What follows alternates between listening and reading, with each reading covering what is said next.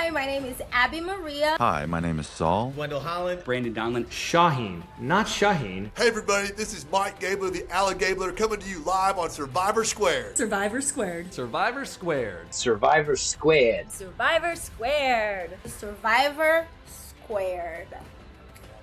Don't cry because it's over. Smile because Jeff Probst messed up. Welcome to the Survivor 50 finale recap episode of Survivor Squared. My name is Tony Squares. That's my co-host Bailey Buffs. We went somehow, some way. We arrived and attended the live finale in Los Angeles, watched the episode on East Coast time, went out afterwards with a bunch of people, snuck into the after party, a wild whirlwind 12 hours of my life. And me and Bailey are going to go through every single step of the way on this episode the best way we know how until I pass out on this computer screen, because I am very, very close to doing so. There is so much to go over. We're going to try to cover all of it for you. And then at the very end, we're going to reveal who has won the Survivor Squared giveaway, the first ever giveaway this channel has ever done. I thank you to everyone who has applied by subscribing, by commenting, by helping this channel grow.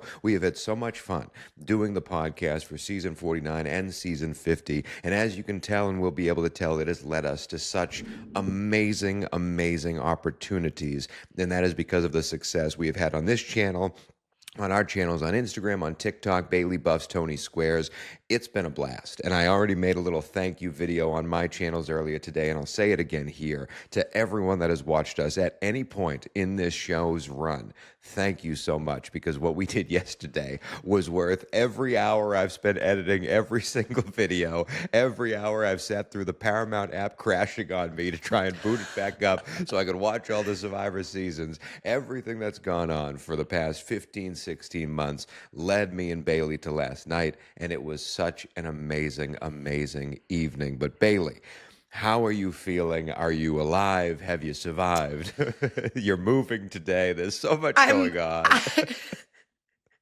I'm an insane person that I scheduled a move the day after this. I think I went to sleep at 3:30 a.m. And honestly, I wouldn't have it any other way. And my voice hurts. I have blisters on the bottoms of my feet.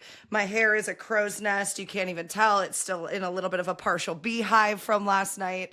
But I genuinely would not change a single thing in the world. Like, it was, the best way I can say it is like child Bailey, like baby Bailey is just like beaming. Like, that's all I was thinking about all night, that I was like, I'm in this room with so many people that I just love, that I adore and I love and I support. And it was the coolest night ever. It was. I will forever feel so grateful for that. So thank you for everyone for the support that made it happen. It's crazy. It's crazy. Let's go through it step by step. We decided that we're going to talk about the show and recap the episode itself, and then dive into everything we got to do outside of the show and the episode itself.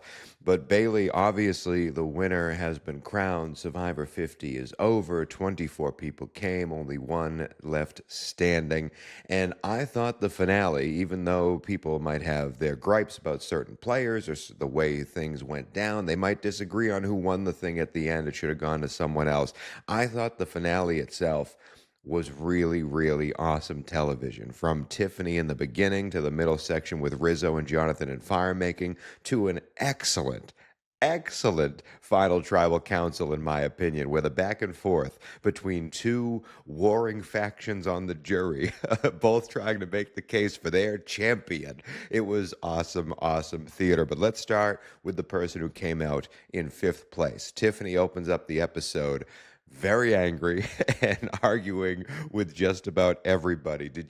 Were you surprised that that emotion came out of someone that late into the game? Do you think Tiffany could have been more composed, or did she know how it was going to end? Like, she knows she's back against the wall from here to the finish. Well, I think Tiff said it herself multiple times, that she's like, what are we talking about? Why are we doing this? Like, am I going to change your mind? Is this going to do anything? No. Then why are you talking to me? Like, why are we wasting what little energy we have acting like? And I think she also said very accurately, like, it's so rude when someone clearly tries to jury manage you while you're still there. And I think that's clearly how she felt. And yeah, I think her reaction was very justified. I think everything she felt was completely understandable and relatable. And I don't think her behavior changing would have changed anything. I mean, it was pretty cut dry. Like, it was clear what they were trying to do, and they had been telling Tiff that since last week as well. So I think for her, it was just kind of swallowing the pill of reality and going like, all right, well then I don't feel like I need to put on a face or mask anything. Like, I'm just going to sit here and be pissed off and take it. Like, and kind of hats off to her at that point. I mean, I understand it. I totally understand that type of reaction to the situation that she had just gone through. To know that she was literally so close to surviving that final puzzle, an excellent final five immunity challenge with so much going on, so much physical motions to it. The crowd was literally gasping when they were hitting the poles, when Rizo runs and jumps into it like it was one of the funniest stick figures you'll ever see, and running into it and hitting it. And like they were throwing their shoulders into that thing to make that sandbag fall down. Then you got to hit the poles, then you got to do the ladder, then you got to do the puzzle. Awesome. This is exactly what I want out of an immunity challenge at the end. And it came down to a fire finish, like a firefight of a finish, where Tiffany and Jonathan are neck and neck. And Jonathan is literally puking his guts up trying to complete this challenge, and still pulls away the victory right at the bitter end over Tiffany. And that, I think, more than the jury managing and more than people saying, you know, she has no chance and there's nothing she can do, that moment knowing she was this close and still couldn't get there, I think hurt her the most personally and mentally. And it dug at her and ate at her, because had she won that, who knows what happens. The winner of season 50 probably goes home that evening if Tiffany wins that challenge. And instead, Jonathan wins it. Tiffany is sent to the jury, and we're going to talk about the jury a little bit later, but I will say for 2 consecutive seasons, Tiffany has swayed the jury into voting for the person she wanted to vote for. But Tiffany's gone, and we're left with a final 4, and it is a very fun final 4 in the fact that I am still so amazed that Rizo can do everything that he does. And we never saw this in the edit, but we get the sense during this Final 4 conversation, and even before it when Tiffany's on the island, Rizo had a Final 3 plan without Sari and Ozzy for a long time, and it involved Joe and Jonathan. And this formulation of this Final 3, this Three Musketeer, I would have loved to see the gestation of this process rather than the finished process. But hat tip to Rizo, man. He made it to the Final 4 2 seasons in a row. He really did. And let me tell you, that whole sequence of him practicing his fire and that moment where he stands up and says, I give up. I felt my heart drop. And then to see him crying while spelling his name, that moment will just stick with me forever, because I think we've all been there at times in our lives where we're trying to do something and we just can't figure it out or can't do it or whatever. And, you know, it's sorry to bring it back to acting school, but it's Meisner. It's like an impossible challenge. It's like, how do you do this thing that you know you can't do, but you have to do, and in a time constricted sense too? Like, there was a moment in that editing, tiny little moment, that I was just like, maybe Rizo can do it. But you know what? He gave it his all. He knew what he was up against. And also, again, hats off to him, Rizo, for at least trying everything possible. When Aubrey says, I'm going to take Joe, Rizo, is there anything I can do to change your mind? Like, good for him. Like, he has the cojones. Like, that man just really, he constantly impresses me, and we've said this over and over again, so sorry if this just sounds like repetition, but he just really is so impressive for his age and his emotional intelligence, and the way that he carries himself and the way that he can psychoanalyze the people around him is of someone of such a higher age and life experience. So he's just, he's a great dude. I mean, we'll see him again. Let him rest.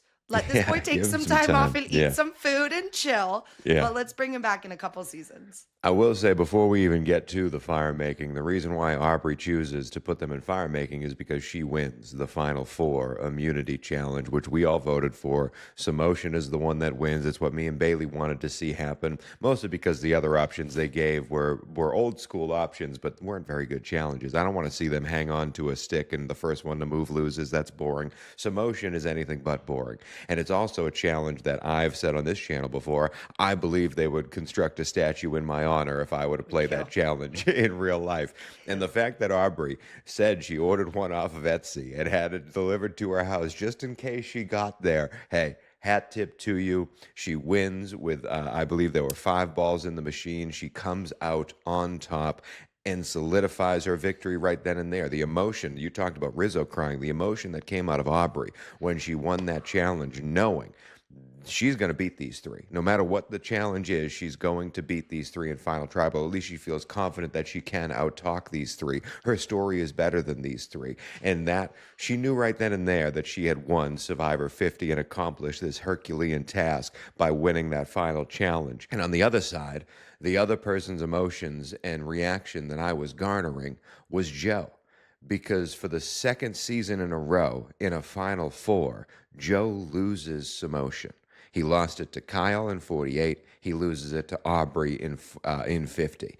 And after that, the game is out of Joe's hands. All he can do is pray that something else can happen so he can sway jury votes in his favor. But I do believe, and again, I had a conversation with a friend, Tegwith, last night about 48. I believe certain things would have changed if Eva had lost that fire-making challenge. She was brought up during the whole Rizo situation. I believe Joe had a much better shot at winning 48 if Eva was not on that jury, if was in that jury and not in that final 3. And he had an extremely good chance of winning 48 had he tied the individual immunity record by winning that Samotion final tribal, final immunity challenge. And so again, the whole episode's title was Reverse the Curse. We thought it had to do with a car. We'll get to the car later. We thought it might have to do with Aubrey winning over Michelle. It really was about Jonathan and Rizo both losing at fire and reversing the curse and one of them winning. But Joe's curse remained in Samotion.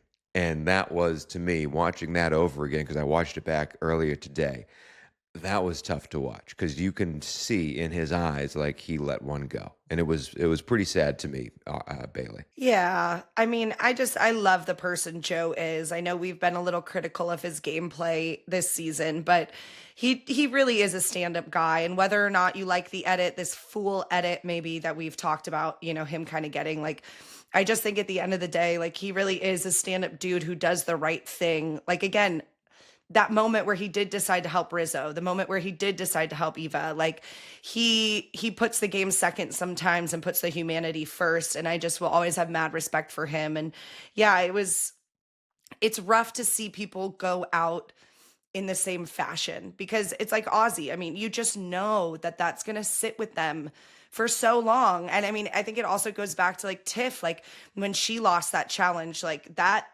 heartbreak, it's all because it's your own doing too. It's not other people. It's you didn't pull that out or you didn't change your ways or you didn't. And so to really have to sit with that, you know, and digest it is not an easy thing for people to do. And so I'm sure that weighed really heavy on Joe, but you know, he's got his hot, tall ass wife to console him. And I'm so happy for him. That beautiful goddess of a woman. Before we get to the family visit, because that was a remarkable moment in the show, I do want to touch on Rizo and Jonathan. The fire-making moment when they're showcasing them working on the fire that you brought up a few minutes ago. I turned to Tegwith, who I was next to at the finale, and I told her that was an amazing sequence. Like the editing they put together, the storytelling they told through that journey, the cut to Joe watching Rizo making fire, him going, oh no, that's not how you do it, and then him teaching and talking about how he taught Eva and all that stuff. It was truly a remarkable little section. And then it's all going to be thrown away because it led to the biggest flub in Survivor history. Now, I'm going to, peel the curtain back here. Me and Bailey were in the live audience. So fire making was a 3-sequence event. There were 3 segments of this finale dedicated to the fire-making section. There was a section we just talked about, Riz God's crying, Joe teaches him. Then there's the section of them entering tribal and going to the mount of Aubrey picks Joe, and it's now Jonathan versus Rizzo, and Jonathan's like, let's go, Rizzo, we got this. And they go and sit down. And then the third beat is the fire-making beat. Now, I don't know who messed up. I don't know who on production. I don't know how they messed this up, because Bailey and I have some history in television. Live television is a different beast, don't get me wrong. But these things, it's like an award show. It is sequenced. A slot, B slot, C slot, D slot. And for them, through any type of rehearsal, dress rehearsal, type of production, like there was no out of order sequence. They know what is planned and what is coming, and yet somewhere along the way, they didn't realize that they're doing the Rizzo jury interview a section before Rizzo loses fire. And when I was out there, we were watching this because they had just done the pre-jury section. They handed out all the Coronas to Colby and the rest of them in like a cheers to end their season. And then they bring out the jury and there's 1 seat remaining. And I'm like, oh, cool. We're going to get a little bit of talk. Maybe we'll talk with Sari or Dee or Coach or something like that. Talk about the jury before this fire-making moment. And then when Jeff brings out Rizzo, I'm like, oh, that's cool. Love Rizzo. When's he going to bring out Jonathan? Is this going to be like the you two are against each other? You know, can you remember your anxiety in that moment? But he's just talking to Rizzo. And I'm sitting there going, wait a second, what's going on? And then when he said, Rizzo, take your seat, they do a great job of cutting out the audience feed. Because I'm not lying, I grabbed the person. I don't even know who he is. I have no idea what the man's name is. I grabbed his arm like I was in a horror movie, Bailey. I grabbed this man's arm because I did not know what else to do. There were gasps. There were gasps in the audience, like a shock of like, oh no, oh no, oh no. And for Jeff to realize that as you watch the TV feed live, you can tell his body language is like, wait, the room is reacting to something. I don't know what's going on. And he says it loud. What just happened? We messed up. We blew it up in front of it. And Rizzo's sitting there with the microphone. He goes, you didn't show fire. And it was such... It's a moment that'll never be replicated, Bailey. It's also a moment that people will say like, oh, that was staged because of how big of a screw up it was. This is a show and a host in Jeff that never makes mistakes like this. And to see it happen live, Bailey, that was the price of admission alone. We will be able to say forever we were in the building. That was crazy. Tony, like you said, I immediately turned to my mom after the bit and I went, that had to have been staged. That had to have been staged. This is a bit. This has to be a joke because Jeff doesn't mess up. No. Like, he doesn't mess up. He's notorious for not screwing up. That's why he's the GOAT of reality TV hosts. Like, so I have to assume that was a crew or a producer or someone that messed up the sequence. I can't imagine that was there had to be Jeff's fault, 70 people that messed that up. Like, that's the thing. There had to be 70 people that messed up at the same time for that to happen. I don't understand how you get everyone in place and everything ready to roll and not a single person is like, wait. And I understand it's very chaotic doing a live event. It is bing, bang, boom. We saw that in the room. We saw how much everything was shifting and changing and set changes and audience changes and participation and stuff. So like, I get that there's a lot going on, but it's the one thing is to make sure you don't do that. But I genuinely thought it was a conspiracy. I was like, oh, this is a bit and we're actually going to see Rizzo win because there's just no way. But that was crazy. And we also heard Jeff drop an F-bomb, which I don't think I've ever heard him do. And when he found out, Jeff dropped an F-bomb. Naughty. I will say, I will never forget that moment. There were people shocked for 10 minutes because they cut the commercial right after and no one knew what was going on in the audience. And I will say, kudos to Survivor for on the fly handling it the way they did. For Jeff to come out, because they easily could have been like, we apologize, we're so sorry that we did that, we blah, blah, blah, take it really seriously. But instead they decided to play it as a joke, like, hey, listen, we know we screwed up, but let's make a twist about it. It was like, Okay, great. Applause, applause. We're moving forward. Let's move past it. We got so much more to dive into. We saw Emily Flippin at the bar after that we went to, and she had said to us that at one point they had said to the cast, just stay behind. We're going to reshoot something for the West Coast feed to plug it in. And then they said, never mind, whatever, we're just going with it. And I do think that was the correct decision. I do think just owning your mistake and making fun of yourself like Jeff did, he made that joke. And I think that's exactly how you handle this type of thing. And everyone just gets to be like, oh, ha, ha, ha, ha, he's human too. And Rizzo makes history as the first person to ever be put in the jury by Jeff Probst. And if I was Rizzo, I would wear that like Sierra voting out her mom. Like I would wear that on my sleeve. I am the only person to ever be put in the jury by that host. He screwed me over. And he set me out of the game. Not Jonathan, not Fire. He set me out of the game. Jeff did it. But that leaves us, Bailey, with the final three.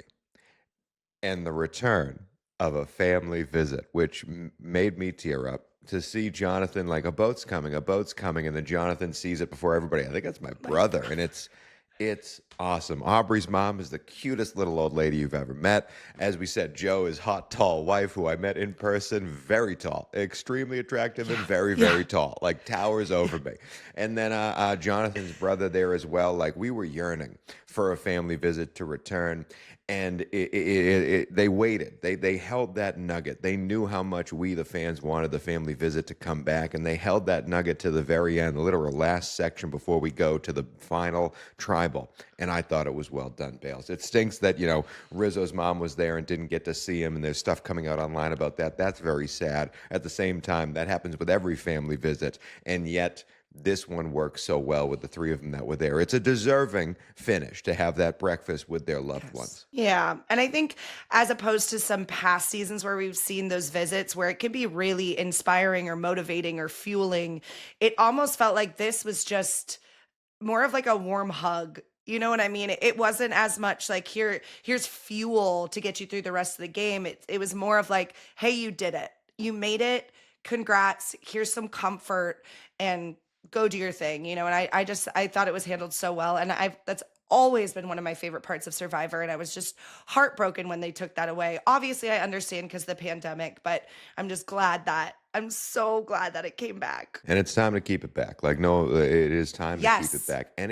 This is what we've talked about a few times on this show, like when we talk about themes that we love. And I've always brought up Blood versus Water because you get to see Tony and his brother, or Bailey and her boyfriend, or Bailey and her mom. Like you get to see that familial dynamic, and it immediately tells you a story about the person because of that dynamic. It's the same thing with the family visits. When you meet these players' families, whoever shows up, when Coach has his assistant coach shows up, that tells you more about Coach than any confessional he's given during Token Teens. Like it is such an awesome opportunity to give you a deeper look at the people that are on this beach, and it should be that momentous occasion at the end for the final 6, 5, whatever they do it, because they deserve it. They got that far. So please, they just filmed 51. We saw the preview for it. They're about to film 52 in about 10 days here. Keep the family visits coming. But before we get to 51, before we get to the after party and all the stories me and Bailey have that we will some hold to our grave and some reveal here,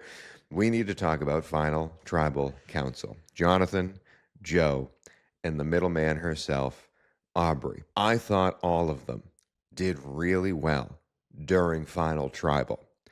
The problem with Joe, mostly, was that every question he answered so well, and it in turn defeated his game.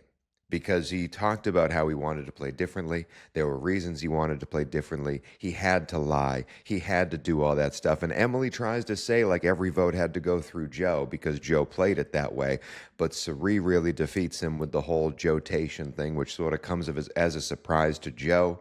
And Joe slowly realizes that I don't think I'm going to win this game because of the way he's finding out the truth through the answers in his questions and the questions that's being given to him. So Joe gets 0 votes at the end of it, but I do want to touch on Joe before we break down Jonathan versus Aubrey, because how did you feel about Joe's presentation in Final Tribal? I believe it was his strongest episode, this finale, whereas the other episodes were more they were playing Joe as the fool here. I think Joe made a case for himself in this finale. Absolutely agree. I think this was my favorite version of Joe I've seen in 2 seasons. I think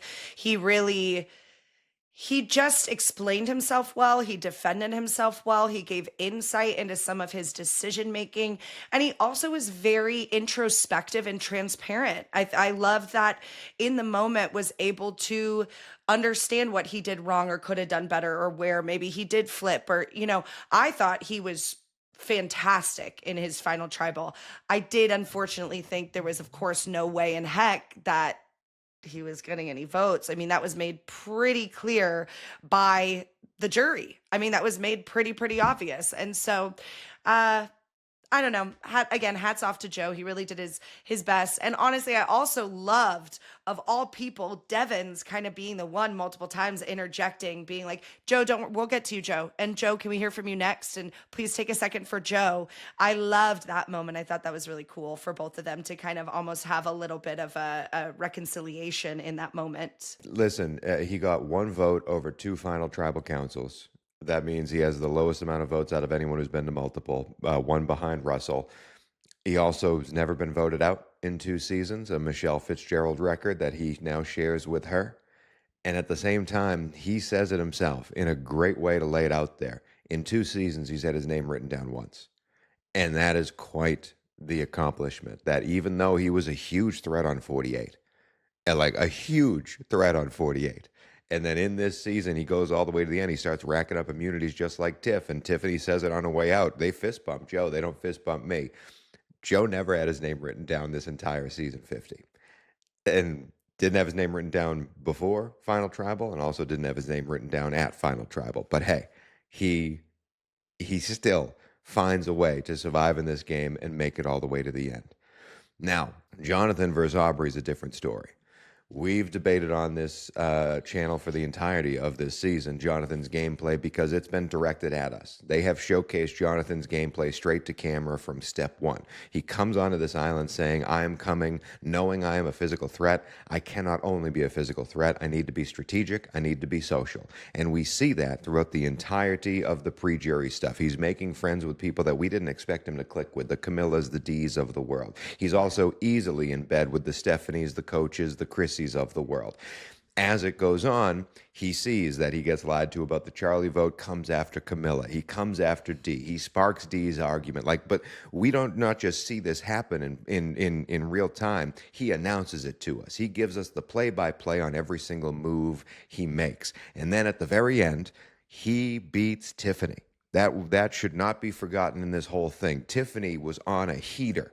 Bailey, she not only won 3 immunities, she won a 4th that they had to take away due to VAR. Like, Jonathan beat Tiffany at the end, just like Sophie back on South Pacific beat out Ozzy, who was on a heater. He was the one to knock out the biggest threat in the game in Tiffany. Except at the end, Aubrey is still there. And they hold that against Jonathan so much. They also hold the fact that some of them don't like Jonathan. Some of them don't want to play that social game with Jonathan. Some of them, they were against Jonathan from the get-go, and he didn't bother to extend the olive branch because that wasn't in his game plan. He wanted to play this way and play hard. A Brad Culpepper-esque run by Jonathan. And it is held against him at the end because the one person he couldn't get out was Aubrey. Bailey, you've been... I don't want to put words in your mouth, but definitely against Jonathan's gameplay. How do you feel about Jonathan's whole run here in season 50, finishing in 2nd place? Well, I want to preface this with I don't think I was ever against his gameplay. I just was always making the argument that I thought someone else was always outplaying him. That's I would just want to preface that. I thought Jonathan was outstanding in Final Tribal. I really did. I mean, again, I just thought his insights into like exactly how you said, his game map that he laid out, that he followed through, and he didn't waver when he had opportunities to work with different people. He had a game plan. He had a goal in mind, and he really saw it out and did it. I mean, I definitely have accolades for Jonathan. I really do. I don't want to get the perception or the idea that I don't like him, because it's not like that. I mean, I loved him in his previous season. I just was critical of, is this a winner in my eyes, is all I will say. And that's why I was really curious for this tribal to see him and Aubrey. I wanted to be like, Jonathan, convince me. Like, I'm open. If he had said certain things, or, I don't know, I could have been swayed, but I think, and correct me if I'm wrong, but I think almost a disservice to Jonathan was Chrissy and Stephanie's behavior a little bit on the jury. That's something we do have to talk about, because I know that they were just trying to have his back and to lift him up and fight for him. I understand that. Almost feels like maybe it was a deterrent, though, to some other jury members, because I do think Jonathan really held his own and explained himself very well. But there was such a disconnect there. And I think that came from those women in the jury fighting so hard for him. I don't know if you agree with that, but I felt like what they were trying to do almost backfired. I agree with the fact that it backfired. I will also say everything that Chrissy and Stephanie did. And Stephanie, that section where she's describing the total package and everyone's like, does she have a question? I had so many people in the audience next to me going, what's the question? The way Stephanie and Chrissy fought for Jonathan, I do believe you're right, could have been a deterrent. However, on the other side, Tiffany is doing the same damn thing. And I do find it interesting in the world of the Survivor online community, the fan base that is out there. I do find it interesting when you see two sides of the same coin. You hate one, you like the other. You hated what Chrissy and Stephanie were saying. Tiffany was doing the same thing for her champion in Aubrey. You hated watching Jonathan lie to people and play a fake game. Aubrey did the same thing all season long for her game, and it was an awesome winning moment for Aubrey. Jonathan came out, we yearn for that gameplay, that person to come out and actually win, to not hide behind the Gabler technique. How dare anyone do the Gabler technique? Jonathan did that. He led from the front, whether you like him or dislike him. Aubrey was the Gabler, and people are championing her all throughout the streets. And I like Aubrey, don't get me wrong.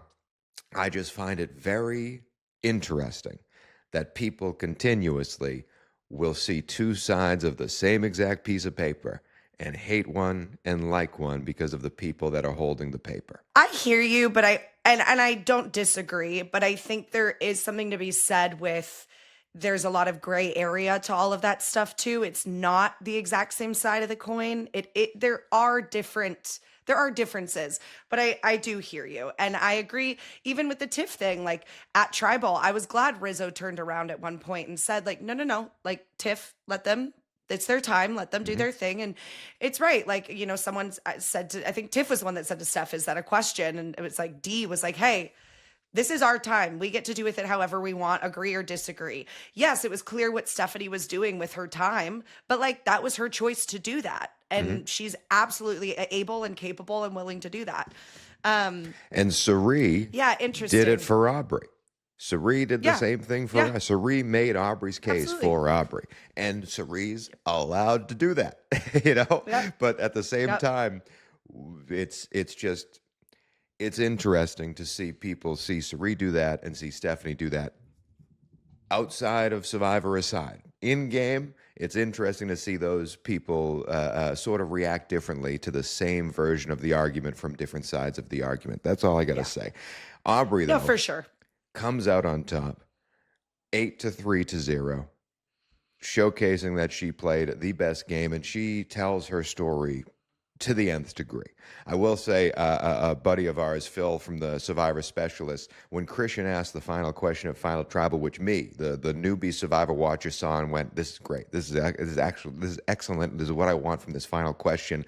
Phil turns to me and says afterwards, yeah, Christian gave that question for Aubrey and Aubrey alone because, of course, she has the best story. She's played 4 times. She has the finals run. She lost to Michelle. She got outed with an idol in her pocket. She's played 100 million days. Like that question. She had a panic for attack Aubrey. on day 2. And like Phil says that to me and it clicks to me like, oh my God, he's right. Like Joe and Jonathan had no chance to answer that question better than Aubrey. I think they held themselves valiantly. But Aubrey's story is what won this season of Survivor. Whether you believe her gameplay was better, she got to the end. That's all that matters. And in the end, just like if Cirie had been sitting there, just like if an Aussie had been sitting there, it was a little bit a Lifetime Achievement Oscar because she got there at the end and was handed the win, not necessarily based on season 50, but based on the 50 seasons of Survivor. And I believe I'm fair in saying that. Absolutely. I think that had a tremendous deal amount that helped her win her case was that story, was the panic attack on day 2, was the should she have won her season being her overarching theme, like I completely agree with you that played into it.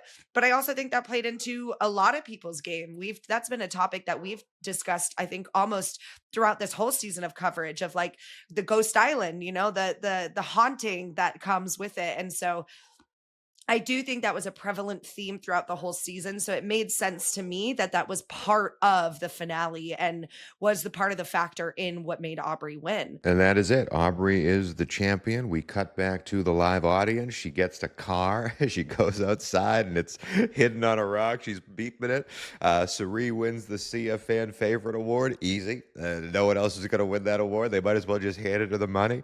And there were some fun little bits outside of the Rizo thing in the audience when they kept on cutting back to the live feed. They kept on, Jeff gave Cirie some type of a lava egg award, for outstanding player achievement. Ozzy got a t-shirt, which was kind of mean, I'm not going to lie. And then we had the whole live finale around it, Bales. But as the finish, what did you feel about the finale? What did you feel about season 50? I don't know. There was just something, I think, especially special about it because we also got to be in that room and because we got to cover this. Like, doing this podcast with you and writing down research and watching the exit interviews and watching other people's podcasts and getting so immersed into this world more so than I ever was before has forced me to watch Survivor with a new lens sometimes too. And it is more psychoanalyzing these people. It's from more of a psychology standpoint sometimes. And I don't know, I just have such an appreciation for the community, the people, the production, this podcast, just everything Survivor related. Just, I look forward to it every week and it brings me so much joy. And I think this season held up to all of those expectations. There were twists, there were turns, there were highs, there were lows, but like it did everything I wanted it to do. I got to see the auction. I got to see loved ones. I got to see some of my favorite tribal, minus all the things we've been harshly critiqued with the celebrity stuff. Like overall, I'm just so thankful for everything that is Survivor. And I really was very satisfied and happy. And yeah, I mean, Aubrey was never my number one in the running to win, but like, I think she's the one that said this before, like whoever wins Survivor is supposed to win Survivor. We can all sit here as a fandom and argue who should have won or what should have happened, but whoever wins is supposed to win. We're not living the life that they are. We're not seeing the same experience they are. So if this jury votes for that person to win, even if I don't agree, that is the rightful winner. And so hats off to Aubrey. Good job on Jonathan. I loved him also shooting his shot to be like, third time's the charm. Hint, hint, wink, wink, bring me back. So I loved it. I mean, Tony, how do you feel now? You've officially wrapped up 50 seasons in a year and a half. Crazy. I mean, that's crazy talk. Yeah, I released a video today recapping all that. The first season 1 recap video I put on my channels was April 13th, 2025. So from April 13th, 2025 to May 21st, 2026, I've imbibed 50 seasons and reported on 50 seasons of Survivor. It's a wild run. The only thing I'll disagree with what you just said, Bailey, is the person who wins deserves to win, but that's an argument for another day. I knew you were going to say that. I will say at the end, and that's not an Aubrey thing. That's a different seasons thing. I will say at the end of it all, there were so many more highs than lows during this season, and the amount of hilarious moments in the edit, whether it's Christian at the hammock or the little nuggets they dropped about Ozzy and his idol, like the stuff that we touched on throughout this whole season that, like, I think they're trying to tell us a little bit of a story here. Aubrey versus Genevieve, the saga that was, like, they did so well giving us clues during this season to keep us going along that I do believe on a rewatch it's going to be equally as exciting as it was during the season. And as for the 24 players, we disparaged some of their gameplay. We maybe disagreed with some of their decisions. I thought they all. I wouldn't want anyone else switched out for this cast. I thought they were equally good with equal, like there were equal amounts of, not good versus evil, but definitely like two factions that were coming after each other, and it really led to an important and a fun to watch final run here. And there were people that made history. Like, again, there were people that made history on this season, and we will always remember it for that. As for where it ranks amongst all 50 seasons, or where Aubrey ranks amongst all the winners, Bailey and I will be going through all of that in the next few episodes that we release on this channel. Might be a second till we get those episodes out, because I believe Bailey and I are going to take a little bit of a break, maybe a week, maybe a week, probably 1 week. Give me 1 week off, and then we will be back with some more episodes of Survivor Squared. But that is it for our talking about the Survivor 50 finale. Now it's time to talk about everything else that happened around the Survivor 50 finale. We've already gone about 40 minutes. Why not keep going longer? You and I entered different ways into the Survivor 50 finale. You had a connection on your end. CBS was kind enough to reach out to me. Well, I reached out to them trying to get any access I could, and they were kind enough to reach out to me with a finale ticket. I got to be in the red carpet room before the whole event, and it was unbelievable, Bales. Not only the red carpet itself, there's so many people asking questions, like, E.T.'s there, Rob Sesternino's there doing all the filming and stuff. All the important people are on the red carpet. I'm just one of the idiots they let into the room to be there and watch the whole thing. So I'm introducing myself to everyone I can. Marianne was there, the season 42 winner. All the winners were there. Adam Klein, I met him. But the coolest moments for me were seeing the family members of the winners in that room. Like Tina Wesson's sister was there, looked just like Tina Wesson, and she's fangirling over Tina, filming her every chance she can get, like trying to get in between the major cameras so she can get Tina on her little iPhone.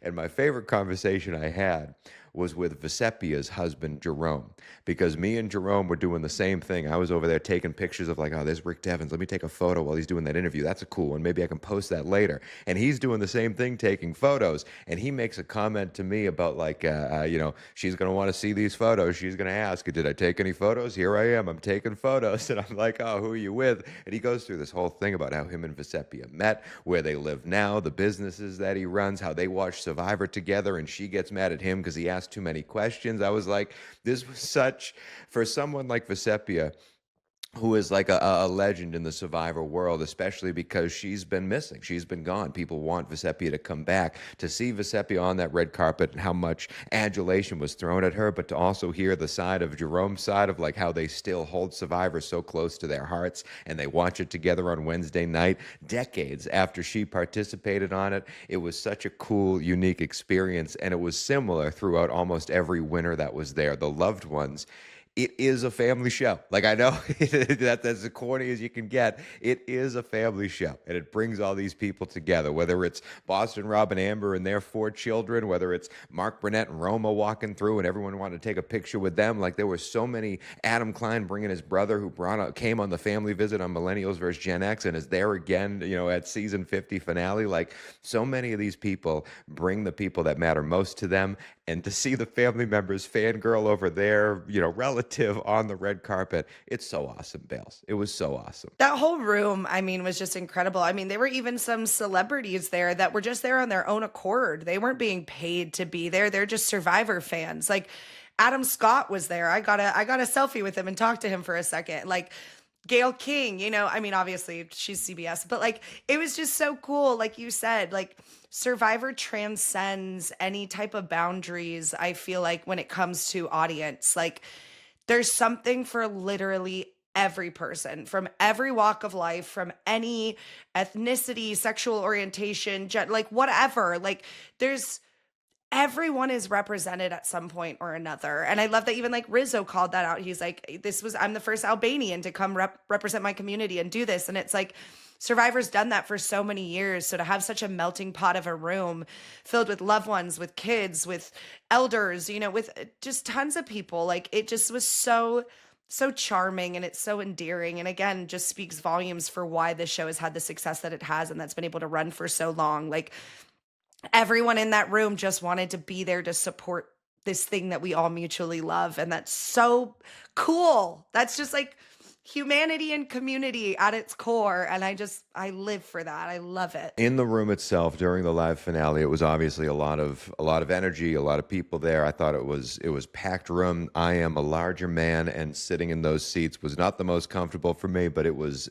well done as much as they could. And as you said, there were so many people there that I did not expect to be there. I expected a lot of Survivor faces, and I expected a handful of reality TV faces. Some I knew, some I didn't. I'm not a Big Brother guy, but a lot of Big Brother people there. There were a lot of influencer type people there, a lot of TikTok, Instagram creators. Some of them tried to big time me, but we don't need to get into that. But a lot of them were very accepting and very friendly, and I enjoyed meeting them all. Tegwith was wonderful. Phil from Survivor Specialist has been in my corner since day one. They're all great.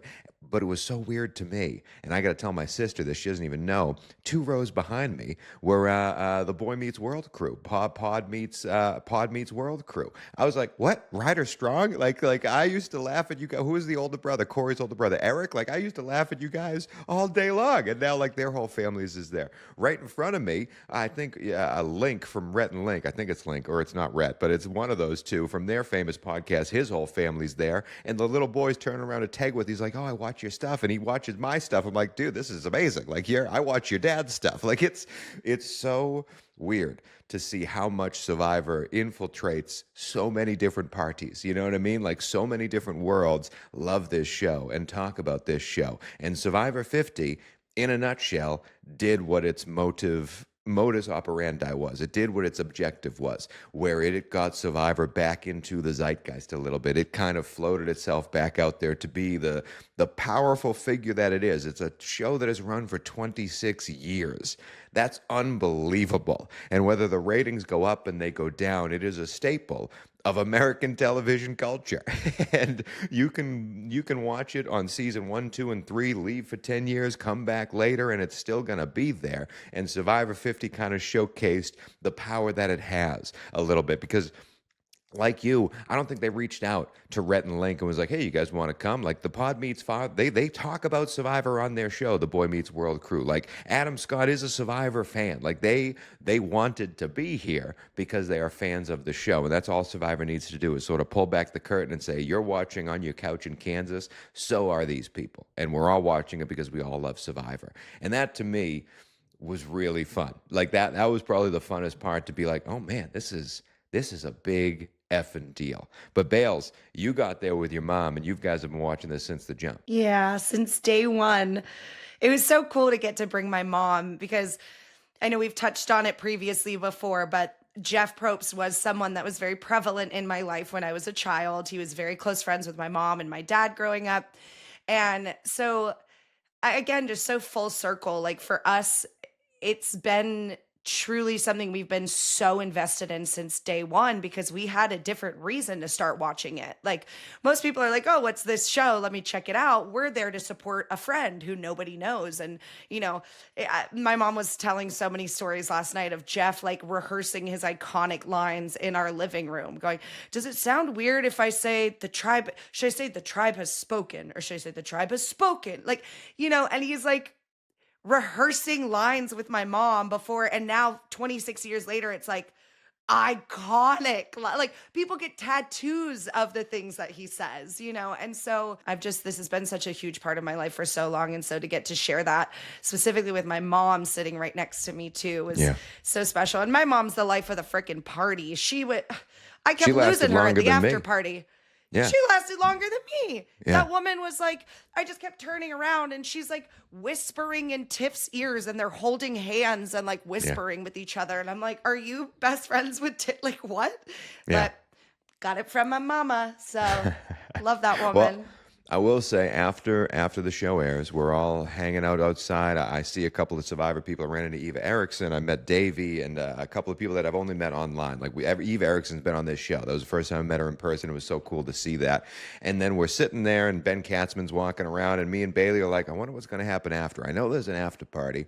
I don't think we're going to get in there because it's a ticketed thing. Like, you got to be in the cast or a friend of the cast. And listen, me and Bailey have made our inroads. We have made our connections, but we're not that tight. We don't have any pull with the Survivor 50 people be like, hey, Rizo, get us in. I'm not going to do that. And so I'm like, all right, let's just go get a brew. We went with Phil, we went with Teg, with a couple of other Survivor creators down the street, and we're enjoying life, having a couple of drinks. And then we all decide, as it gets a little bit later in the night, let's just try it. And we walked down to where the after party was happening. Bailey gets in on her own accord. I get in on my own accord. We're suddenly in there with the mix of all these people. And now it's like, dude, I had been going, and you as well, for 12 plus hours. And at this point, as soon as we walked in there, I was hit with a new third wave of energy because everyone was in this room. I'm meeting people that I've met online. We just had Danielle DiLorenzo on the show. I got to meet her in person. I talked to so many players there, whether it was Camilla or Kyle, Savannah, Rizo, all the people that we've conversed with online, now to meet them in person. And I also had conversations with people that I never expected to have conversations with, just long, drawn out, talking about everything. As I said, I met Joe Hunter and his wife. We talked forever. It was wonderful to see all these people and hang with all these people. And at the end of it, I'm standing there going like, where are we? At one time, Bailey, we were at the corner of the bar. We were like, what, how did we get here? What is going on? But out of all the people, I'm sure you could list 17 of them. Who's the one person you met at the after party that you were the happiest about? Probably either D or Rizzo, because I got to chat with both of them. And Rizzo, for a second, I just kind of walked up and I started to speak, and he went, "Oh my God, Bailey!" And that was cool that he just immediately was like, "Oh, I know you. We've chatted and talked for a little bit." And he's just as lovely in person. And Dee's just hilarious, dude. She was throwing it down on that dance floor. She looked amazing.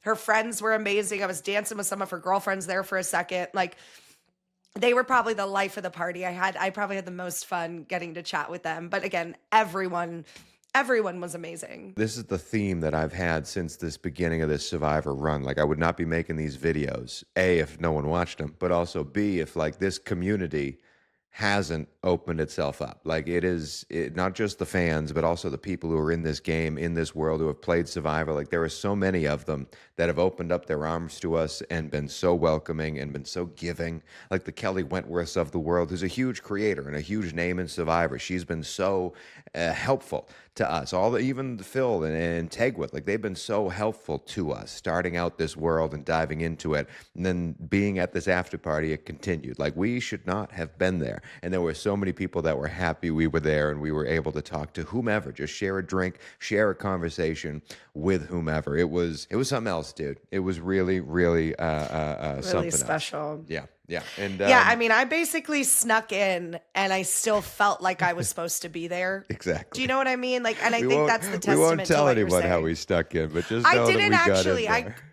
I got in. I will also say my favorite conversation that I had was with Jenna from season 1 to season 50, and somehow I'm standing there talking to her. This was the night before at the FYC event I attended, and we talked for a half hour just about everything, about both Survivor, how she feels about season 50, everything going on in between, what she's doing now. And I was like, I was standing there with someone who has been the cover of Time magazine, okay, and now is a full, she's a mom, she works, she has her own realtor business, like, she does all these things, and we're going through everything, and it really showcased. And this was the same thing that happened with Danielle when we had the conversation. It showcased that, like, these people played Survivor, and Jenna just played again, but at the same time, they're real people outside of Survivor. So this thing encompasses so much of their life, but at the same time, they can step out of it and go back to being a mom, go back to being a business owner, do all the things you need to do, and then come back with this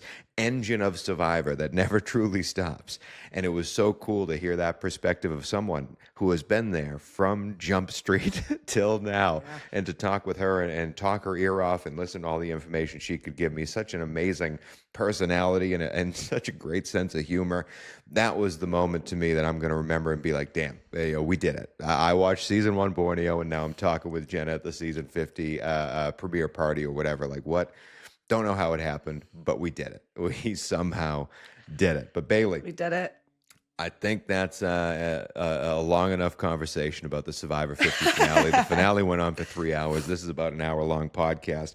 And listen, we're not going anywhere. We're going to take a little bit of a break. We'll be back with some listicles. We'll be back with talking more Survivor stuff. I'm going to be doing a little bit more interesting stuff on my channel, breaking down a few more reality competition shows, maybe a Survivor that doesn't take place in America, maybe a Survivor that takes place on a different channel, a Survivor-type show that takes place on a different channel in America. There's going to be some fun stuff that we're going to dive into on this, but this show and this channel will never stray away from the world of Survivor. And when Survivor 51 hits, we do have to talk about that Survivor 51 promo. When Survivor 51 hits, Bailey and I will be covering it as much as we can, and hopefully, to everyone watching and listening to this right now, knock on the nearest piece of wood around you, hopefully getting a little access to the people who are on season 51. If things are going, the way things are going, Bales, the sky's the limit here. So we're going to try our best to keep growing this show as much as we can. But before we go, Bales, what's the one thing you got to say about the open era? I want to talk to you about it. Okay, we'll see what happens. Do you want to know? I'm kidding. I was sitting there. The whole promo. One thing. Sorry. It looks like a dragon egg that's bursting through the flames. I grabbed my mom's leg and I said, "Is there a theme? Is there a theme? Is there a theme? There's going to be a theme. Oh my God, there's going to be a theme." There's no theme. Yeah. I mean, it might be the theme. The open That's era okay. might be a theme. I don't know. Maybe they haven't We'll designed see. it yet. It sounds Maybe they interesting. haven't designed it yet. I'm in. Yeah. I'm in. We'll be there. I'm We'll in. be covering it the whole I'm step in. of the way. But if you listen to this long enough, you know that we got to end the show, but also we got to reveal who won the actual giveaway for the first ever Survivor Squared giveaway, the slide puzzle. And again, I pre-recorded this so I could stick it on to the end and I could clean myself up a little bit. That winner is coming up next. First off, thank you everyone for entering the free giveaway, the Survivor Squared slide puzzle giveaway. It was a blast seeing all of your comments, getting all the interactions on the show, and you did help this channel grow. And also thank you, Puzzling Design, for making this one-of-a-kind puzzle with my and Bailey's stupid face on this thing. I hope whoever wins this truly enjoys it, because by random draw, the commenter who won the first ever Survivor Squared giveaway is right there. Whoever this is, if you see this and you are this person, please reach out to us. We'll be trying to reach out to you any way we can, because we need to A, confirm you're a real-life human being, and also B, confirm we have an address to send this Survivor Squared slide puzzle to. So again, if you see yourself right now, head on over to any channel you can, hopefully YouTube, so we can get in contact with you. And again, thank you for watching the rest of this show. We shall see you very soon, as Survivor 50 is now all done. But hey, it's been a wonderful ride.